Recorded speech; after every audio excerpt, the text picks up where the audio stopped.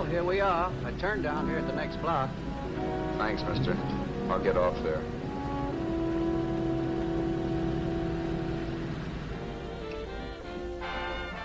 Want anything else? No. Hey, you. Me? Yeah, you. Where you heading? East. Too bad. I thought if you was heading north, I might be able to help you out. I'm pushing to Salt Lake, and I don't like to ride it alone at night. I'm one of those guys that got to talk or I fall asleep. Oh, sure, not much.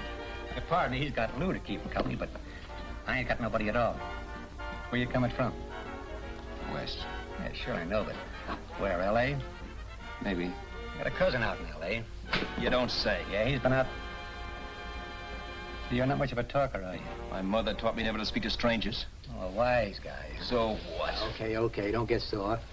Just trying to be sociable, that's all. Hey, Glamorous. You change for a dime, will you?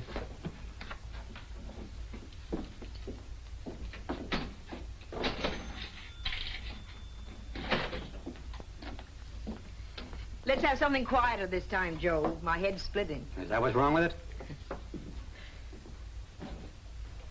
Done with your coffee? No. And don't rush me, will you?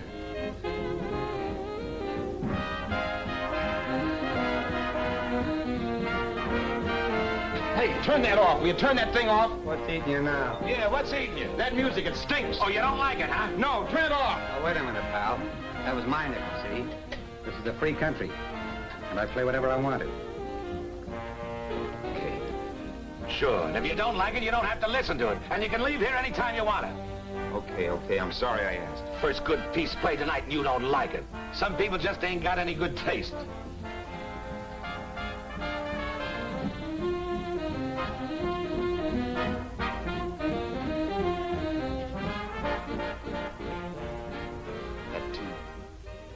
That tune. Why was there always that rotten tune? Following me around, beating in my head, never letting up. Did you ever want to forget anything? Did you ever want to cut away a piece of your memory or blot it out? You can't, you know. No matter how hard you try. You can change the scenery. But sooner or later, you'll get a whiff of perfume or somebody will say a certain phrase or maybe hum something. Then you're licked again. I can't believe that you're in love with me. I used to love that song once. So did the customers back in the old Break of Dawn club in New York. I can't remember a night when I didn't get at least 3 requests for it. Sue, she was always selling it too. Those were the days.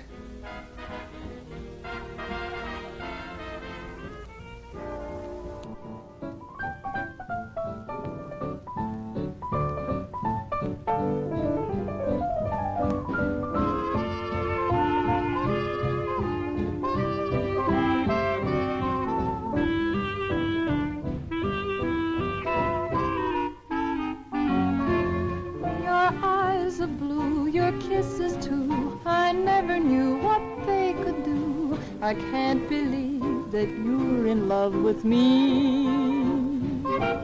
You're telling everyone you know that I'm on your mind each place you go. They can't believe that you're in love with me. I have always placed you far above me.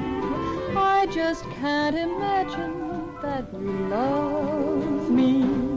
And after all is said and done, to think that I'm the lucky one, I can't believe that you're in love with me.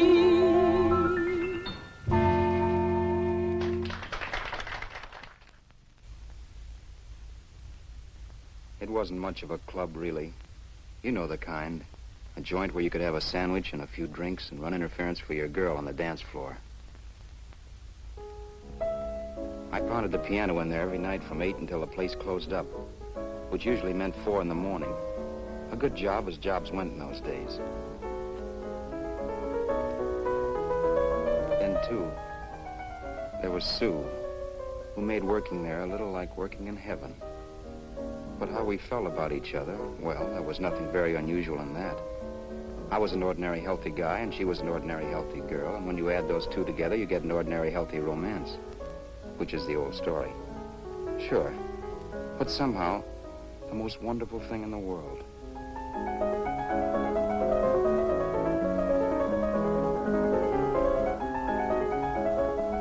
All in all, I was a pretty lucky guy.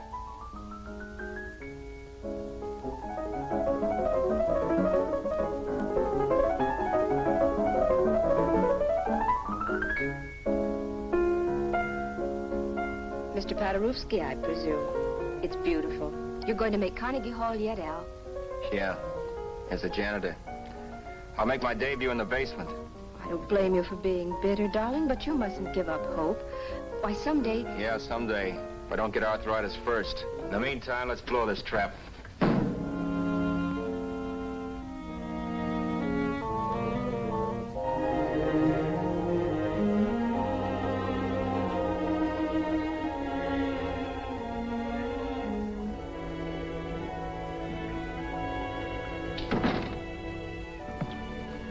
Like to get something to eat, hon? Oh, I don't think so, Al. I lose my appetite working in this flea bag. Let's go home. Okay. I can't stand much more of that dump. Did you see that drunk tonight trying to paw me? No, what drunk? Does it matter what drunk? Say, what's the matter with you tonight, darling? That's the third time you started to tell me something and then stopped. We shouldn't have any secrets from each other, Sue. Next week, we're going to make with the ring and the license. You and me will be a team. Yes, that's right. In the Bush League. I don't get you. We've been struck out. It's a funny way to talk, darling. Don't you want to marry me? Al, look, I love you. You know I do, and I want to marry you. But? But not now. Only after we've made good. Sunday, I'm going away. Oh, I know you'll think it's silly. That's why I hesitated to tell you. But I'm going to California. I want to try my luck in Hollywood. That's the most stupid thing I ever heard of. Don't you know millions of people go out there every year and wind up polishing cuspidors? I thought you had better sense. You sound as if you don't think I have any talent. That has nothing to do with it. I'll make out all right. Maybe. But what about me? Doesn't it mean anything to you that you're busting up all our plans? We may not see each other for years? It won't be that long. I thought you loved me. I do. You know I do. Well, here we are. Al. Al, why can't you see my side of it? I'm young. We both are, and we've got all the time in the world to settle down. Oh, really, darling, what I'm doing is the only sane thing to do. I hate the thought of being so far away from you, but we'll be together again someday. Maybe you'll decide to come out too later on. So long. Al, aren't you going to kiss me goodnight? Sure, why not? Good night.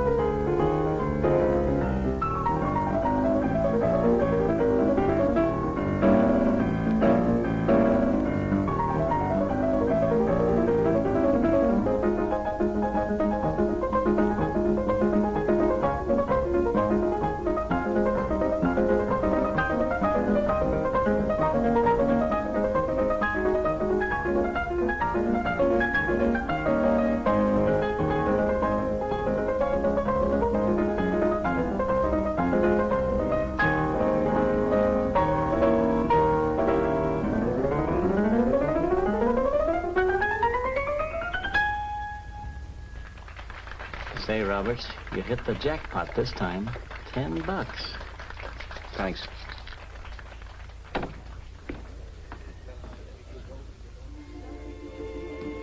So when this drunk handed me a 10 spot after a request, I couldn't get very excited. What was it, I asked myself? A piece of paper crawling with germs. It couldn't buy anything I wanted. It couldn't... Then I thought of something.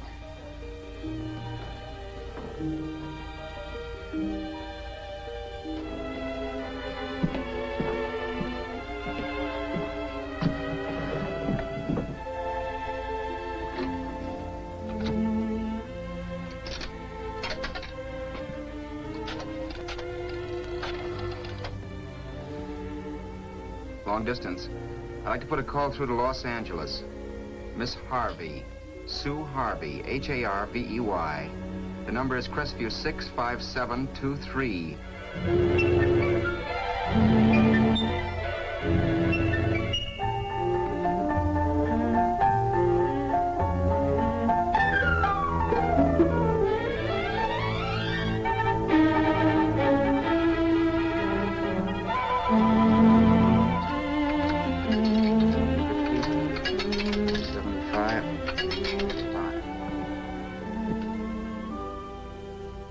Hello, Sue?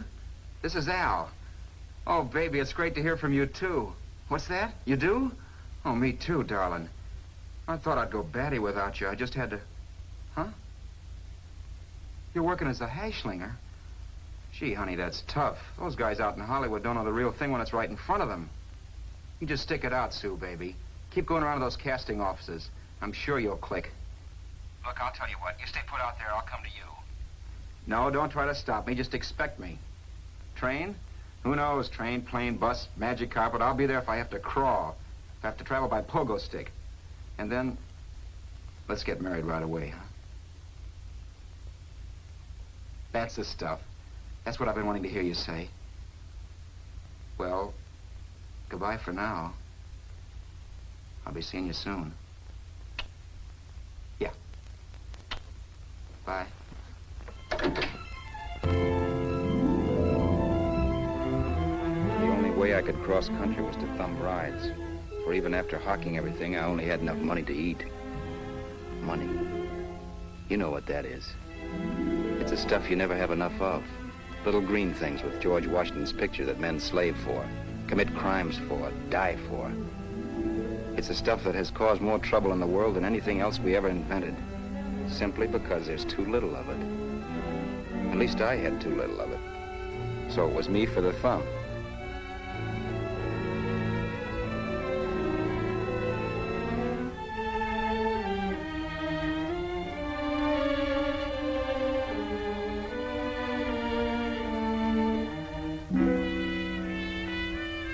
Ever done any hitchhiking? It's not much fun, believe me. Oh, yeah, I know all about how it's an education, how you get to meet a lot of people and all that. But me, from now on, I'll take my education in college, or in PS 62, or I'll send $1.98 in stamps for 10 easy lessons.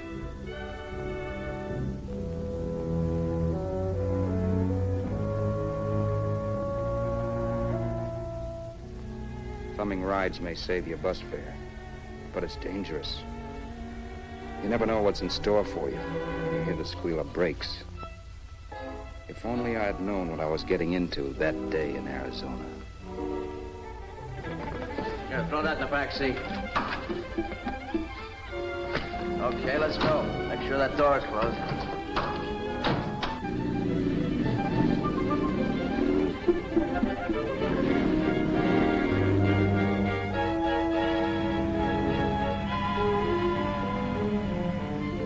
You know, Emily Post ought to write a book of rules for guys thumbing rides. Because as it is now, you never know what's right and what's wrong. We rode along for a little while, neither one of us saying anything. I was glad of that. I never know what to say to strange people driving cars. And too, you can never tell if a guy wants to talk. A lot of rides have been cut short because of a big mouth. So I kept my mouth shut until he started opening up. Hand me that little box, the compartment, will you, pal? Hold the wheel, will you?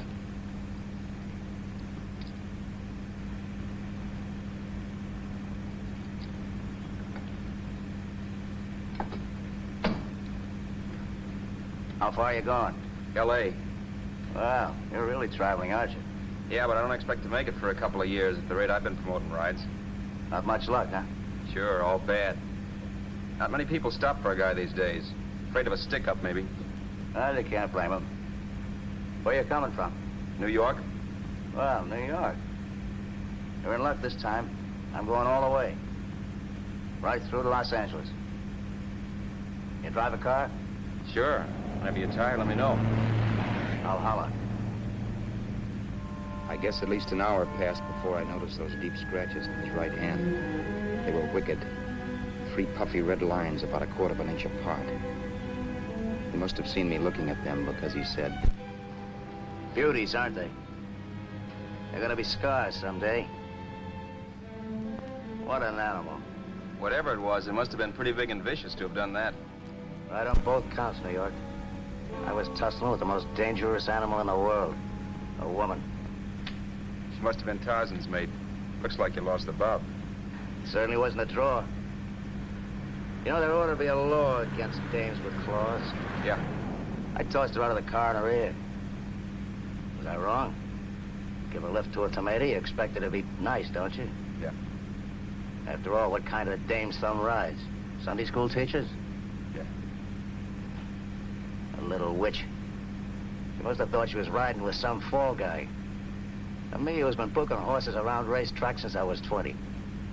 I've known a million dames like her. 2 million. Yeah. Stopped the car, opened the door. Take it on the Arthur Duffy sister, I told her. That's the stuff. As that was done, huh? But if you want to see a real scar, brother, get a load of this. Wow. I got that one dueling. Dueling? Yeah, we're just kidding, of course. My dad owned a couple of Franco-Prussian sabers. Kept them on the wall for decorations. Well, one day, the kid and I took them down when the old man wasn't around. Had a duel. He got me in the arm here. Pretty mean cut. Infection set in later. Yeah, I can see that. Now, give me that box again, will you? Yeah.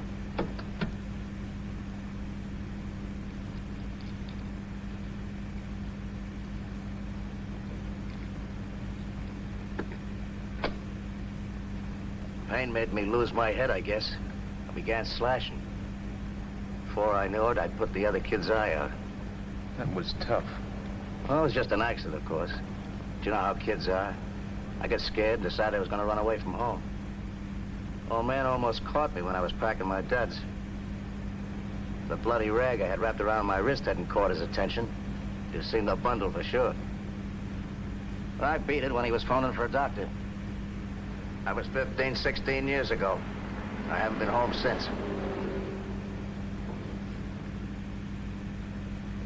Pull in there for a bite or something, huh? a bite or something.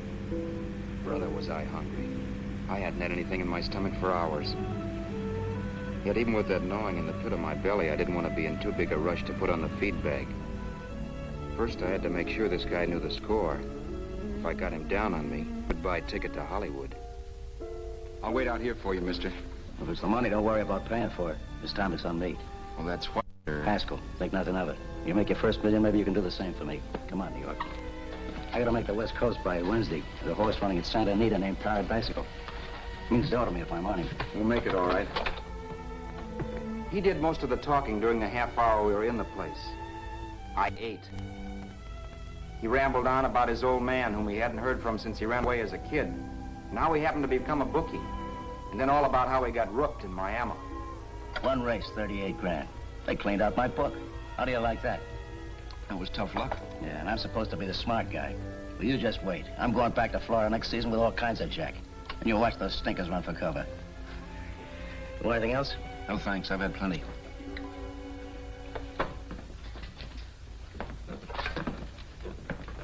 Let's check there, sister. Oh, just a minute. Your change, sir. Keep it, sister. Oh, thank you, sir. Call again. I'll be waiting outside for you when you finish work. Sharp check, huh?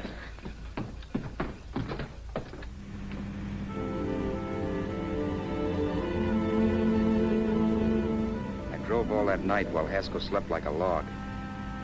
After a while, I began to get sleepy myself. I was happy, though. Soon I'd be with Sue again.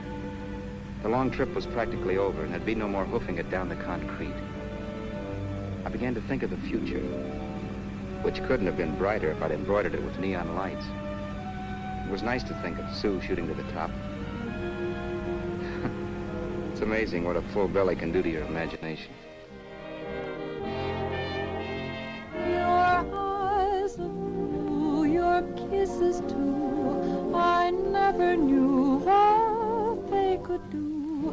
I can't believe that you're in love with me.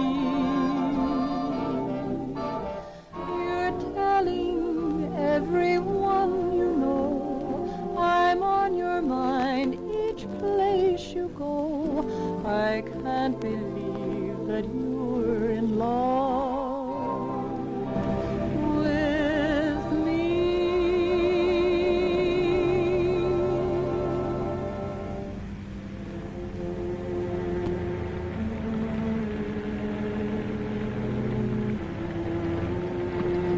Mr. Haskell? Mr. Haskell? Mr. Haskell, wake up. It's raining. Don't you think we ought to stop and put up the top?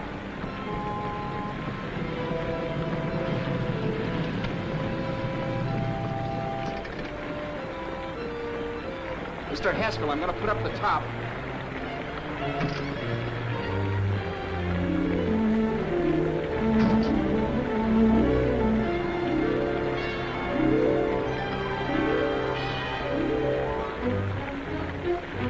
Until then, I had done things my way. But from then on, something else stepped in and shunted me off to a different destination than the one I had picked for myself. But when I pulled open that door... Mr. Haskell, what's the matter? Are you hurt? Are you hurt, Mr. Haskell? Start your sermon. I'll listen to it. But I know what you're going to hand me even before you open your mouths. You're going to tell me you don't believe my story of how Haskell died and give me that don't make me laugh expression on your smug faces. I saw at once he was dead, and I was in for it. Who would believe he fell out of the car? Why, if Haskell came too, which of course he couldn't, even he would swear I conked him over the head for his dough. Yes, I was in for it. Instinct told me to run, but then I realized it was hopeless. There were lots of people back down the road who could identify me. That gas station guy and the waitress. I would be in a worse spot then, trying to explain why I beat it. The next possibility was to sit tight and tell the truth when the cops came. But that would be crazy. They'd laugh at the truth. I'm not having my head in a noose. So what else was there to do but hide the body and get away in the car? I couldn't leave the car there with him in the gully. That would be like erecting a tombstone.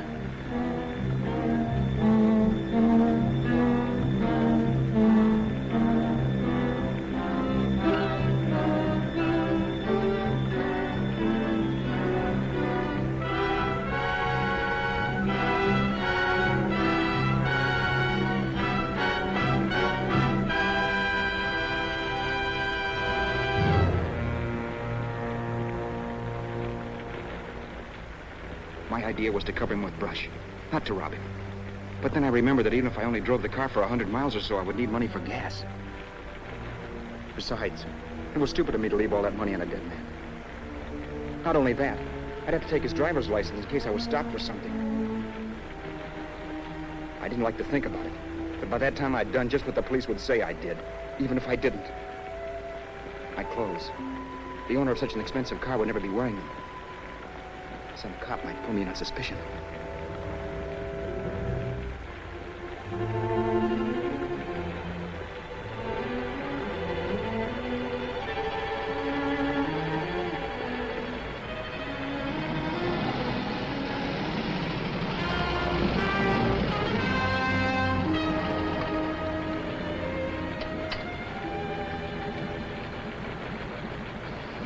Hey, you, this your car? Don't you know better than to leave a car with the wheels halfway in the middle of the road? That's the way accidents happen. I'm sorry, officer. I was just putting up my top. I didn't think. Well, the next time, think. I'll let you go now, but watch your step in the future. I know that's a lonely stretch, but cars come by here once in a while, and we have plenty of crack-ups. Thanks, officer.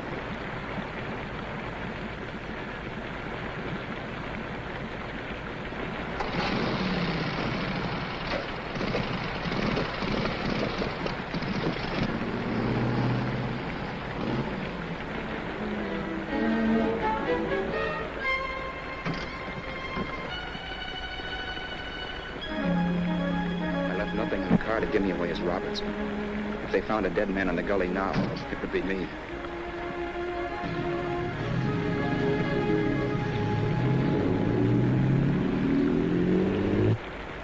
As I drove off, it was still raining, and the drops streaked down the windshield like tears. I kept imagining I was being followed and that I could hear sirens back in the distance. Just how long it took me to cover the 60-odd miles to the California state line, I don't know. I lost all track of time. But the rain had stopped and the sun was up when I pulled up to the inspection station. Hello? Carrying any fruits or vegetables? No. Any livestock or poultry? No. I'd like to see your registration and driver's license, please. Anything in the baggage compartment? Just baggage. Charles Haskell, Jr., age 30, brown eyes, dark hair. Identifying marks, none. Are you Charles Haskell, Jr.? Yes. Well, remember, if you're employed and you stay over 30 days, you take out California plates. All right, officer, but I'll only be in the state a short while. Right, you can go now.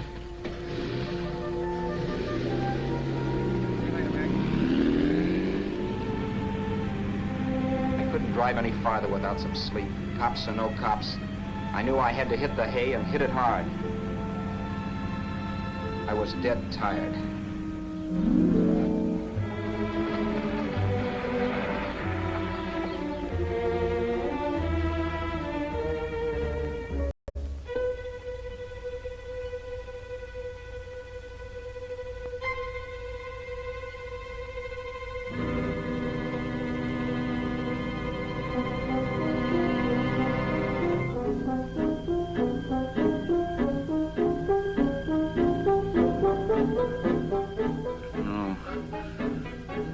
Mr. Haskell.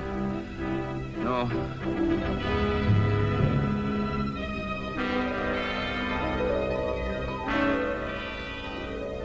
Mr. Haskell, you can't die.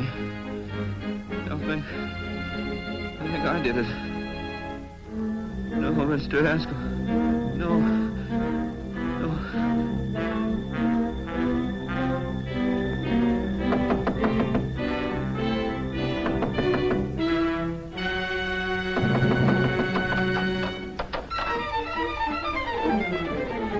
Who's there?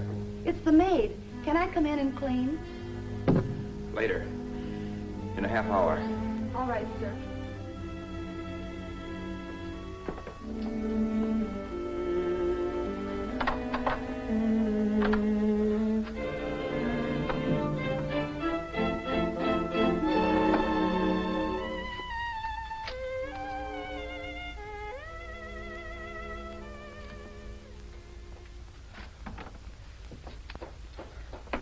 There was no time to lose. Every minute I had to be Charles Haskell was dangerous. And I'd have to be Charles Haskell until I got to some city where I could leave the car and be swallowed up.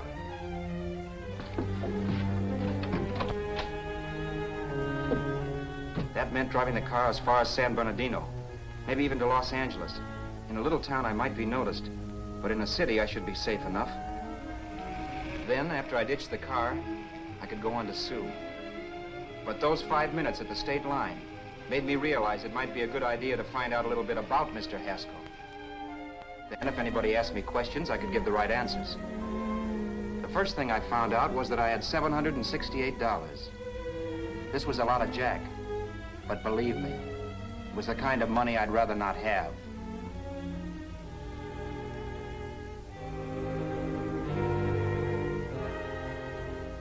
And then I found out from a letter Haskell was carting around in his bag that he wasn't the open-handed, easygoing big shot who went around buying dinners for strange hitchhikers. Before I got done reading it, I saw him more as a chiseler. It was written to his old man in California, the one he hadn't seen in so many years. In it, Haskell posed as a salesman of hymnals, of all things. It was easy to see where Haskell expected to raise a new stake for his book in Miami by rooking his old man. That was about all I found out from his effects, and it was enough. I told myself, maybe old man Haskell was lucky his son kicked off. He would never know it, but it saved him from taking a flyer in sacred literature preferred.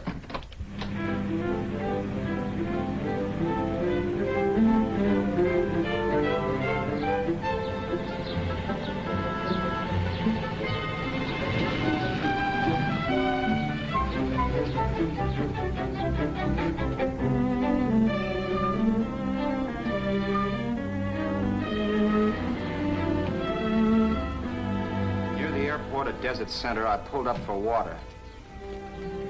There was a woman. Hey, you! Come on if you want to ride.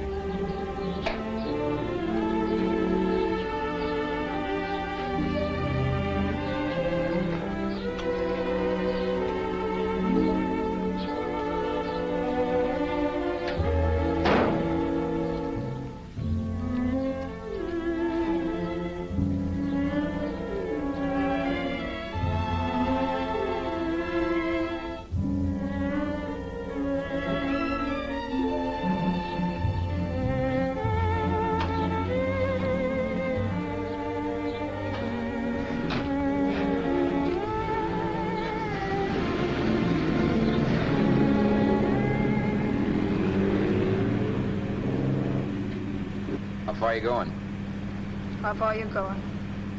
That took me by surprise, and I turned my head to look her over. She was facing straight ahead, so I couldn't see her eyes.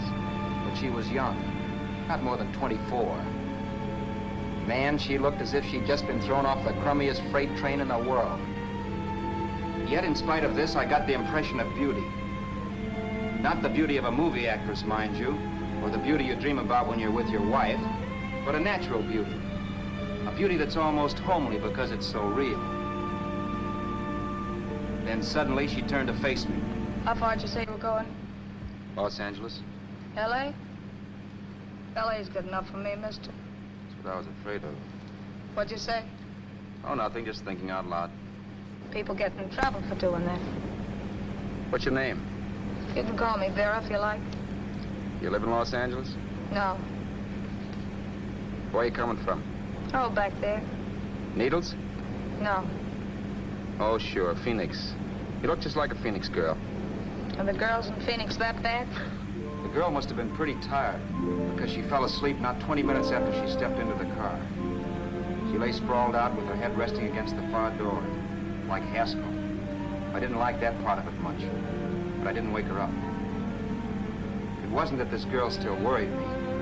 I'd gotten over that funny feeling I had when she looked at me, which I put down as just my jangled nerves. With her eyes closed and the tenseness gone out of her, she seemed harmless enough. And instead of disliking her, I began to feel sorry for her. The poor kid probably had had a rough time of it. Who was she anyway? And why was she going to Los Angeles? And where'd she come from in the first place? The only thing I knew about her was her name. Not that it made any difference. A few hours more and we'd be in Hollywood. I'd forget where I parked the car and look up Sue. This nightmare of being a dead man would be over. Who this dame was, well, it was no business of mine. Where did you leave his body? Where did you leave the owner of this car? You're not fooling anyone. This buggy belongs to a guy named Haskell. That's not you, mister. You're out of your mind. That's my name, Charles Haskell. I can prove it. It's my driver's Save license. yourself the trouble, mister. Having Haskell's wallet only makes it worse. It just so happens I rode with Charlie Haskell, all the way from Louisiana. He picked me up outside of Shreveport. You rode? You heard me. Then it all came back to me. All the talk about dueling and scars and scratches. There was no doubt about it. Vera must be the woman Haskell had mentioned. She must have passed me while I slept. Well, I'm waiting. My goose was cooked. She had me. That Haskell guy wasn't dead yet. He wasn't stretched out stiff and cold in any Arizona gully. He was sitting right there in the car, laughing like mad while he haunted me. Well? There was nothing I could say. It was her move. Vera, whatever her name was just my luck picking her up on the road. It couldn't have been Helen, or Mary, or Evelyn, or Ruth. It had to be the very last person I should ever have met. That's life. Whichever way you turn, fate sticks out a foot to trip you.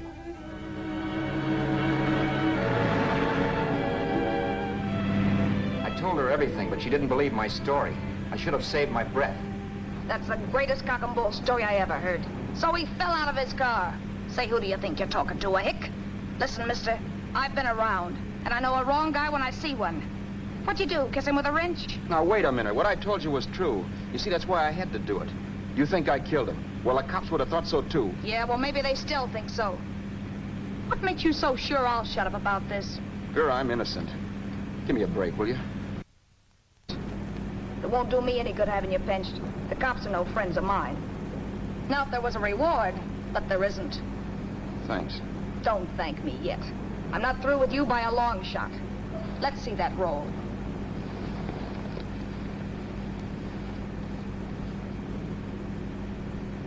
Is that all Haskell had? Isn't it enough? No, I thought he had more. Not that I know of. You can search me. You think I'm holding out on you? Well, maybe I will at that. He told me he was going to bet $3,000 on a horse named Paradisical on Wednesday at Santa Anita. He was stringing you along. He meant 300. Maybe. Sure, $3, 300. He was a piece of cheese, a big blowhard. Listen, mister, don't try and tell me anything about Charlie Haskell. Remember, I knew him better than you did. Okay, then you knew he was a four-flusher. That explains the $3,000 bet. I'm not so sure he didn't have that $3,000. Why should I believe you? You got all the earmarks of a cheap crook. Now, wait a Shut minute. Up. You're a cheap crook and you killed him. For 2 cents, I'd change my mind and turn you in. I don't like you. All right. Don't get sore. I'm not getting sore. But just remember who's boss around here. If you shut up and don't give me any arguments, you'll have nothing to worry about.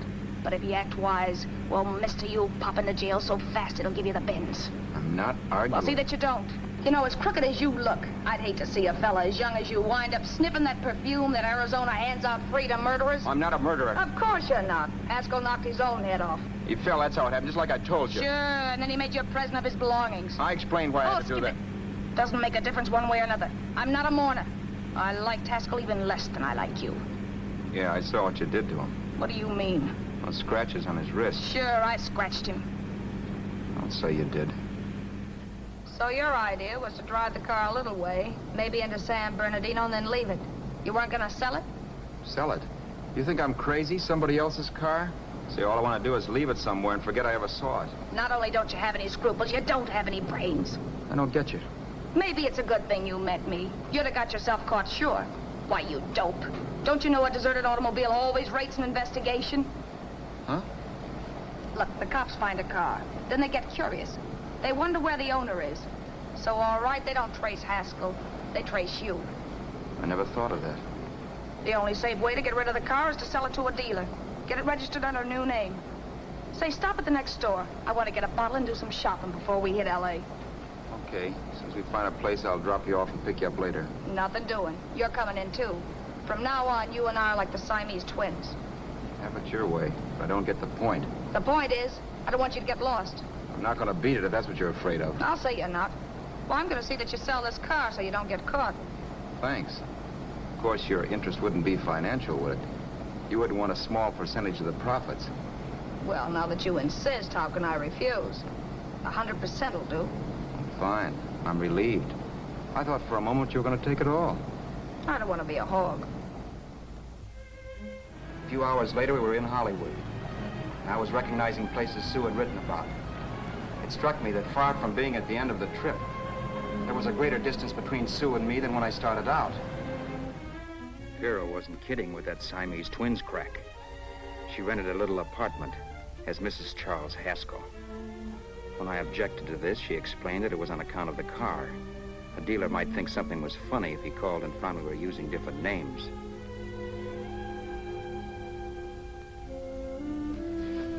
Home, sweet home. Yeah. Not bad, either.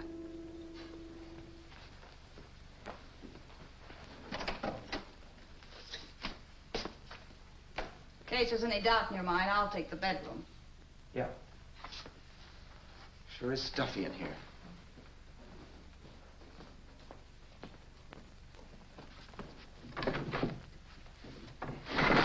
Keep the window shut. Okay. The old crow downstairs said there's a folding bed behind this door.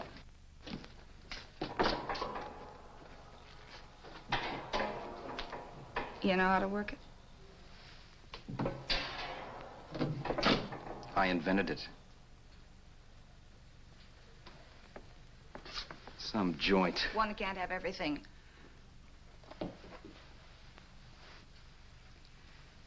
I'm first in the bathtub. I don't know why, but I figured you would be.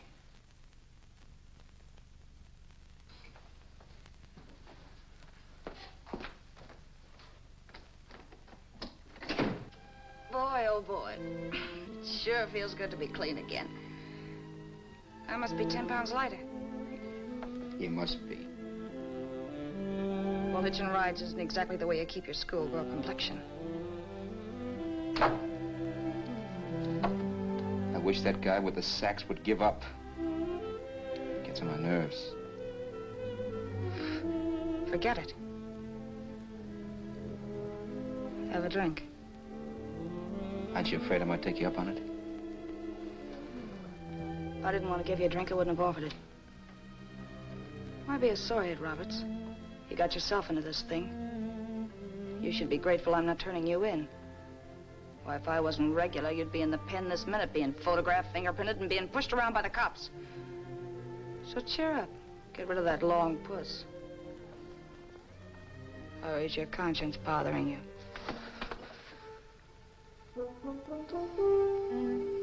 No. It isn't. Swell. That's the spirit. He's dead and no moment around to bring him back. Anyway, I never could understand this worrying about something that's over and done with. Now look, Vera, for the last time I didn't kill him. Haskell was a sick man. Maybe he was dead before he fell out of the car. I don't know. Sure. He died of old age. All right. So if it'll make you sociable, you didn't kill him.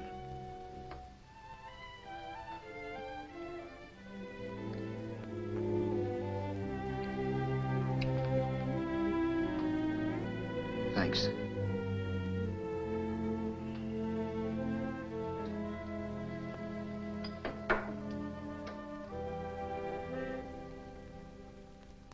We're out of liquor, Roberts. Yeah. Too bad.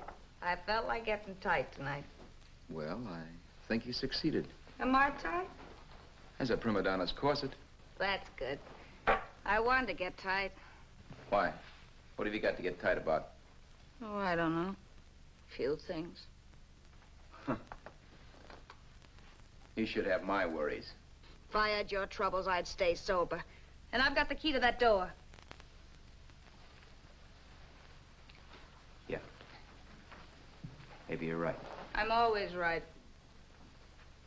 You know, I don't like your attitude, Roberts. Well, there's a lot of things I don't like. Sure. But life's like a ball game. You gotta take a swing at whatever comes along before you wake up and find it's the ninth inning. You read that somewhere. That's the truth, Roberts. All you do is bellyache. Taking it easy and, well, trying to make the best of things.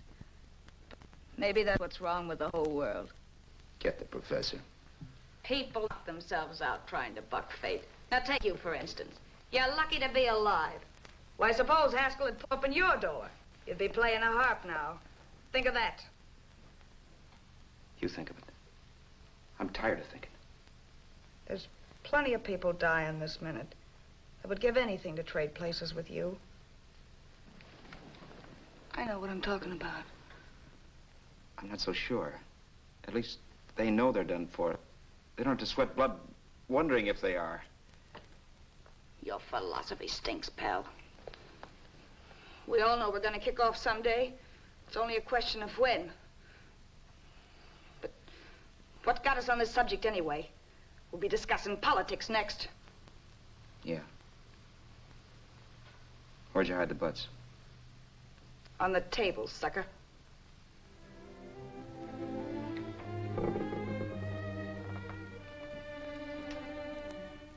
We bored each other with conversation for a couple of hours longer. Every 5 minutes, one of us was wishing we had another bottle or a radio or something to read. Then finally, we ran out of chatter. I know it's only 11 o'clock, but I want to get up early and make the rounds of the used car lots. No hurry about that. We've got all the time in the world. Maybe you have, but if you think I want to stay cooped up in this place any longer than I have to, you're batty. It's not a bad place. Pay plenty for diggings like this in New York. I wouldn't like it if it was the Ritz.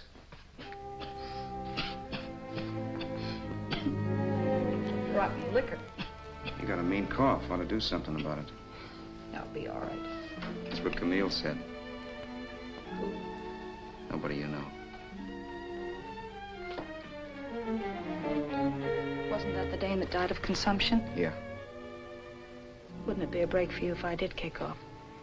You'd be free with all Haskell's dough and car. I don't want to see anybody die. Not even me. Especially not you. One person died of me. If you did, well, that's all I need. You don't like me, do you, Roberts? Like you?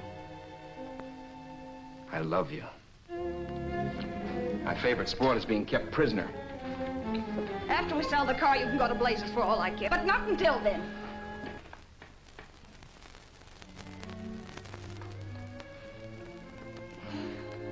I'm going to bed.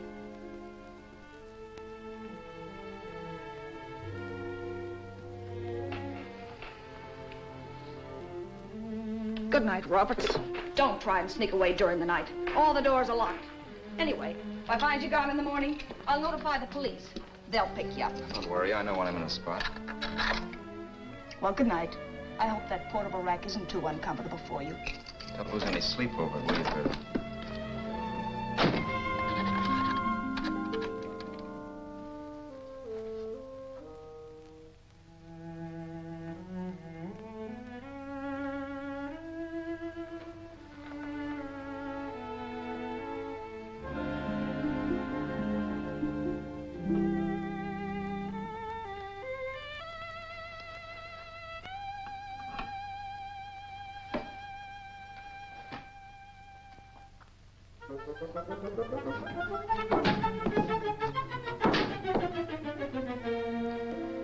Crestview.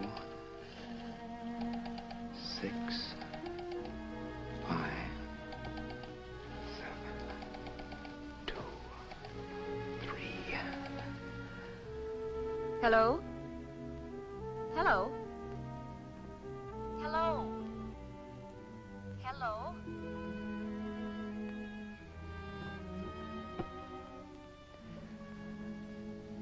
No. Not yet, darling. Tomorrow. Maybe. If this were fiction, I would fall in love with Vera, marry her and make a respectable woman of her, or else she'd make some supreme Class A sacrifice for me and die. Sue and I would bawl a little over her grave and make some crack about there's good in all of us. But Vera, unfortunately, was just as rotten in the morning as she'd been the night before. All right, I'm coming. Look, Vera, it's almost noon. So what? The dealers will be there all day? They'll be there all year, too, but it doesn't wait that long. Shut up. You make us like a husband. Well, do I rate a whistle? You sure do, but let's go. Let's go, let's go. I spent $85 in 2 hours preparing bait, and all you can say is let's go. Come on.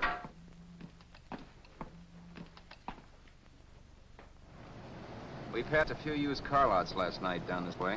What do you think we can get for this heap? I don't know. Plenty. He let me handle everything. Think we can get $2,000? I don't know, but don't worry. I'll squeeze as much out of this guy as I can. If I let it go cheap without a fight, he might think we've stolen the car. And listen, don't make any slips and call me Roberts. That'll cook us. I don't need you to tell me that. You better just sit by and keep your mouth closed. Remember, we're both in the soup if anything happens. Forget it and drive. You're my wife, Vera Haskell. Look, after the deal's closed, let's go back to that place on Hollywood Boulevard where I saw the fur jacket. I want to buy it. After the deal's closed, I'm saying goodbye to you. That's right, I forgot. I guess I'm getting kind of used to you. Well, that's a habit you could start breaking. Let's try this place in the middle of the block.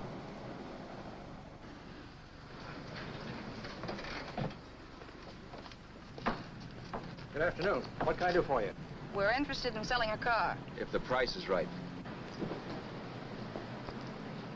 Well, if it's in good mechanical condition, it should blue book for about $1,600. Tony, take a look at this motor. 1,600. Are you kidding?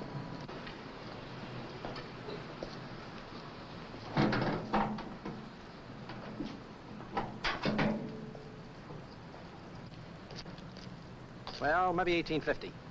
Before I let it go for 1850, I'll wreck it and collect the insurance first.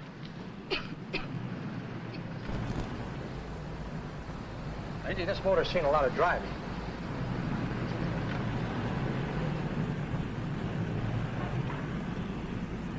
While the mechanic inspected the car, we haggled. At last, when we were all worn out, we hit a compromise. His price. Okay, it's a deal. All right, come in, we'll sign the papers. I have the ownership papers right here with me. Look, Vera, in the meantime, will you clean a dash compartment? There may be some stuff in it. All right, darling. $1,850. That dirty crook.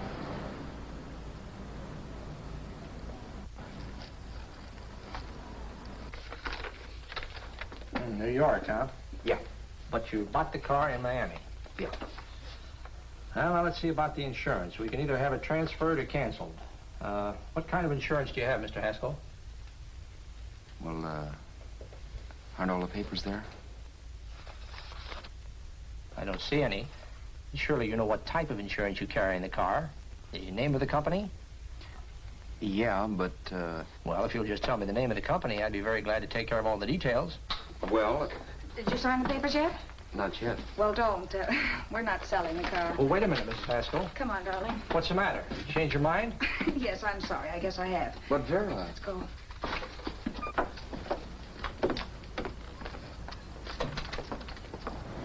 You got me out of a tight spot, Vera. But I still don't understand all this. You will in a minute. I almost threw away a gold mine. 1850 isn't to be sneezed at. The car doesn't book for as much as I thought. We're not selling the car. You want to keep it. Now, wait a minute, Vera. You said yourself I wouldn't be safe until the car was in someone else's name. I'd like to be free of this mess when I go. That's just it, Roberts. You're not going.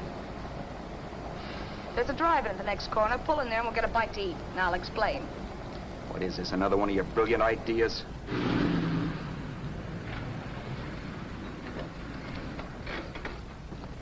Oh, may I take your order? Make mine a ham sandwich and coffee. And for you, sir? Oh, I don't care. The same.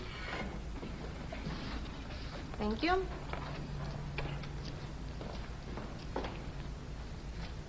Get this, Vera. I've been pretty patient so far. I've done everything you asked me to do, but no more. Shut up. You've taken Haskell's money. And you can have the dough we get from selling the car. But you're not going to keep me a prisoner. It's a good thing I bought the paper. Take a look at that. Vera, I'm in no mood. Read that.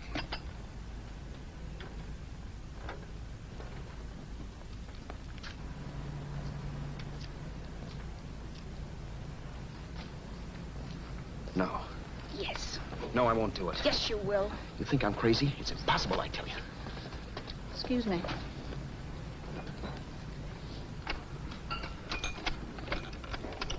Blow the horn when you're through. No one could possibly get away with an act like that. It'd be wise to me in a minute. Don't be yellow. You look enough like him. The same coloring and the same build. See how his clothes fit you? No kidding, you almost had me fooled for a while. Oh, grow up, Vera. Don't you think a father knows his own son? And there must be other relatives. The father won't have to know you. We'll wait till he gives up the ghost. He's an old geezer and he won't pull through. And as far as other relatives are concerned, they haven't seen you in 15 or 20 years. Eat. I'm not hungry. And I won't do it. It's not as tough as it sounds. Remember, you've got all kinds of identification. His car, letters, license. I could never get away with it. It's the stupidest thing I've ever heard. The old boy has scads of dough. Look in the paper there. Personal fortune assessed at over 15 million. He'll leave plenty, I tell you. Maybe he cut off his son. How do we know? It's out, Vera. I won't have anything to do with it. I think you will. Look, Vera, I'll do anything within reason. But not that. So forget it. Find yourself another stooge. You sap. You'll be fixed for the rest of your life as Charlie Haskell. You can take your inheritance and go away. No more worrying about the rent, no sweating, scheming, wondering where your next meal's coming from. Think about that, Roberts. Vera, please, you're talking too loud. On this, I'm splitting 50-50 with you. Sure, why not? We're both alike, both born in the same gutter. Now, take it easy, Vera. There's people around here. You don't know what you're talking about. We'll wait till we read that old man Haskell's dead. Then you show up. Like you read in New York that he was sick. No. Suppose he doesn't die. He will. I know he will. Something tells me. But as much as I insisted I would have no part of her scheme, Vera was taking it for granted I would. Neither of us had our mind on the cards as we played that night. I knew we were just trying to kill time between newspaper editions. This was a death watch for Vera. Maybe it was for me, too. Don't you realize if I'm caught, they'll want to know where I got the car and stuff, and they'll have me on a murder charge. If you're smart, you won't get caught. I knock for 7. And if I'm caught, don't you realize you'll be out, too? 18 points. That gives me 30. How will I be out? You'll be out $1,850 we would have gotten on the car. Really, Vera, you'd be an awful chump if you threw away all that dough on a dizzy long shot. Let me sell the bus tomorrow. With the money it'll bring and what you've already got, a clever kid like you can run it up in no time. Then we'd both be in the clear. I'll be in the clear anyway. Maybe. Maybe. But if I got caught, I'd get good and sore at you, you know. You mean you'd squeal? Well, no, not squeal exactly. Never mind what you meant. Even if you did tell the cops I was in on it with you, what could they do to me? They might give me the same medicine they gave you. Yeah. A rope. But I'm on my way now. All they'll be doing will be rushing it. All right. But think of the $1,850 you'd lose. You'd kick yourself along the block if they let it get away from you. I'll take the chance. Want another drink? You're being a goon. That's the way people wind up behind the 8 ball. Once they get a few dollars, they become greedy and want more. My. Caesar. Who? You know that Roman general? He got his for being greedy. He wasn't satisfied, so the final wind-up was he took the count. A couple of days ago, you didn't have a dime. Why, you were so broke you couldn't pay cash for a postage stamp. Now you've got almost $700 with $1,850 in the offing. Take my advice. Don't try for more. I'm tired of this game. Let's have some blackjack. Play solitaire. Okay, I will if that's the way you feel about it. That's the way I feel about it. Getting sore and throwing things won't help much, Roberts. I'm really doing you a favor. I help you out of a jam by keeping my mouth shut. I show you how to make some soft money. And what thanks do I get? Thanks. Sure. Or would you rather call the cops and told him you killed the man and stole his money? I didn't kill anybody. Yes, you did. No, I didn't. You know I didn't. All right, then. Suppose I call the cops. If you're innocent, what do you got to be scared of? Okay. Call them, you mutt. Go ahead and call them. See if I care. At least they'll give me a square deal. You want me to call them? You heard me. But I'm warning you. If I'm pinched, I'll swear you were in on it. I'll say that you helped me. If I fry, I'll get even with you. You wouldn't dare. You didn't. Yeah? Then try it and see. Call them. Yeah. Okay, I will.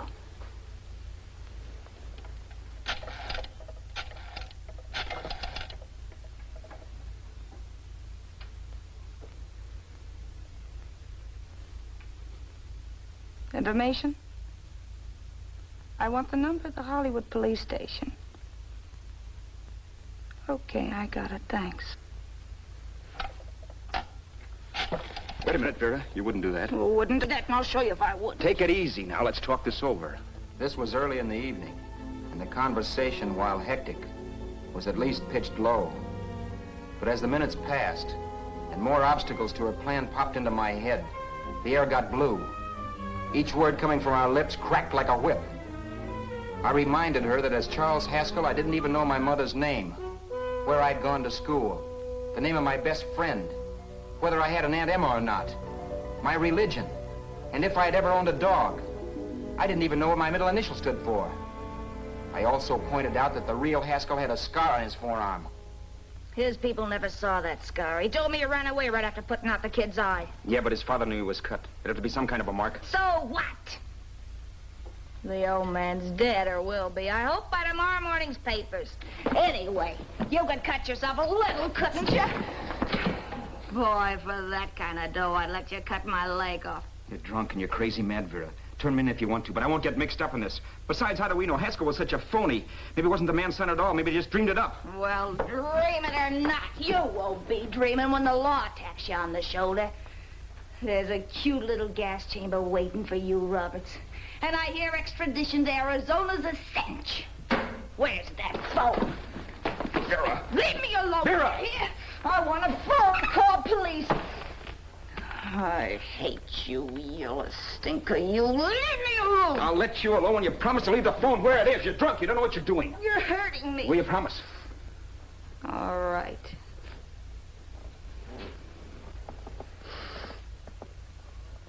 You hurt me. I'm sorry, but... And it's hot in here. Open up a window. It's not hot. Don't tell me. Now, do you do it or do I do it? You're no gentleman, see? Yeah. All right. I'll open up the window.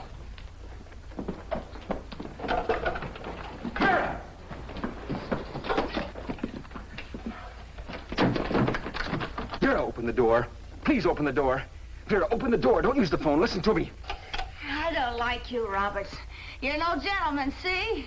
You hurt my hand, and I'm going to get even with you. If you don't open the door, I'm going to kick it down, Vera. Vera, don't call the cops. Listen to me. I'll do anything you say. Vera, let me in. I'll break the phone.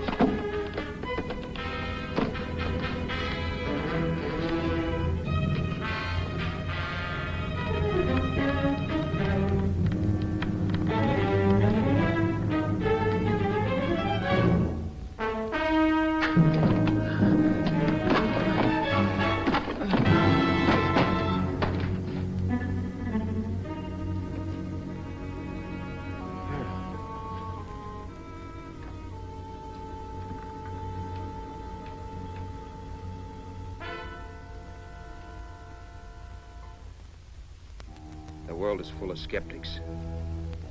I know. I'm one myself. In the Haskell business, how many of you would believe he fell out of the car? And now, after killing Vera without really meaning to do it, how many of you would believe it wasn't premeditated? In a jury room, every last man of you would go down shouting that she had me over a barrel and my only out was force. The room was still. So quiet that for a while I wondered if I had suddenly gone deaf. It was pure fear, of course. And I was hysterical. But without making a sound. Vera was dead. And I was her murderer. Murderer? What an awful word that is. But I'd become one. I'd better not get caught. What evidence there was around the place had to be destroyed. And from the looks of things, there was plenty. Looking around the room at things we'd bought was like looking into the faces of 100 people who'd seen us together and who remembered me. This was the kind of testimony I couldn't rub out. No. I could burn clothes and hide bottles for the next 5 years. There'd always be witnesses. The landlady, for one. She could identify me. The car dealer, the waitress in the drive-in, the girl in the dress shop, and that guy in the liquor store. They could all identify me. I was cooked. Done for. I had to get out of there. While once I'd remained beside a dead body, planning carefully how to avoid being accused of killing him, this time I couldn't. This time I was guilty. I knew it. Felt it. I was like a guy suffering from shock. Things were whirling around in my head. I couldn't make myself think right. All I could think of was the guy with the saxophone and what he was playing. It wasn't a love song anymore. It was a dirge.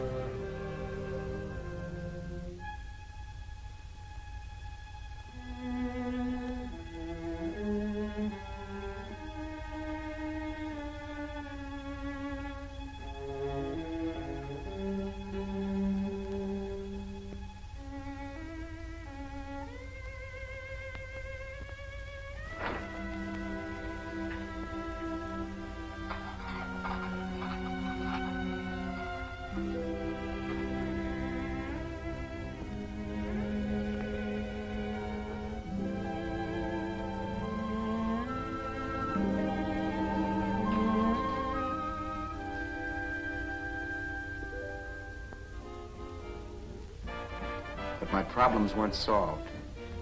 I had to stay away from New York for all time because Al Roberts was listed as dead and had to stay dead.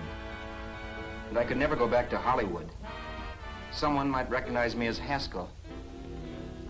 Then, too, there was Sue. I could never go to her with a thing like this hanging over my head. All I could do was pray she'd be happy.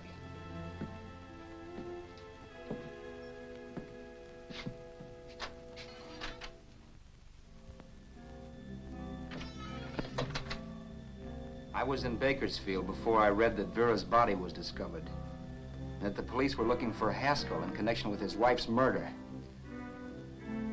Isn't that a laugh? Haskell got me into this mess, and Haskell was getting me out of it. The police were searching for a dead man. I keep trying to forget what happened, and wonder what my life might have been if that car of Haskell's hadn't stopped. But one thing I don't have to wonder about. I know. Someday a car will stop to pick me up that I never thumbed.